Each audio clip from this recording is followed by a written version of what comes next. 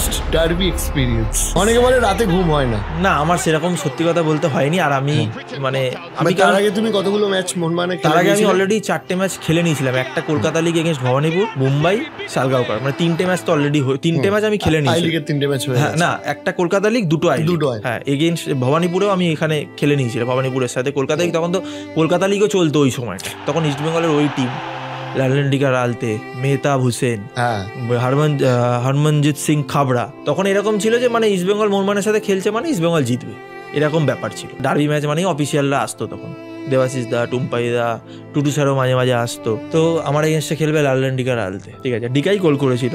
আমার টেনশনটা কখন হয়েছিল যখন আমি টানেল দিয়ে উঠছিলাম, এক্স্যাক্টলি পুরো মাঠটা ভর্তি। হ্যাঁ এবারে ওই ম্যাচে প্রচুর সাপোর্টার হয়েছিল। এবার ওই যে যখন আমি টানেল দিয়ে উঠছি আর আওয়াজটা এসছে না, ওটাতেই আমার একটা গুজবাম।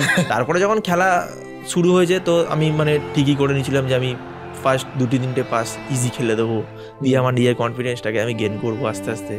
তারপরে আস্তে আস্তে আমি যত ম্যাচ যেরকম সেরকম কি হয়, একটা ভালো পাস মানেও বিশাল আওয়াজ ওঠে, বিশাল বড় ব্যাপার। বিশ্বাস করবে না যে আমি যখন রাস্তা দিয়ে হাঁটছি, মানে যে লোকটা আমাকে দেখে হয়তো মুখ ঘুরিয়ে চলে যেত, সে পর্যন্ত আমার সাথে দাঁড়িয়ে কথা বলছে এবং আমিও তাকে রেসপেক্টফুলি দাঁড়িয়ে কথা বলছি। মানে তারপর থেকে আমার চেনা পরিচিতি বলো, পাড়ার লোকের চিন্তা ভাবনা বলো, সবকিছুই চেঞ্জ বদলে গেল, জীবনটা বদলে